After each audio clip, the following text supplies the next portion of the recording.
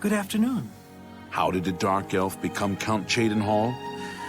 King Helseth and Berenzia have considerable influence, and Helseth and Indaris are cronies.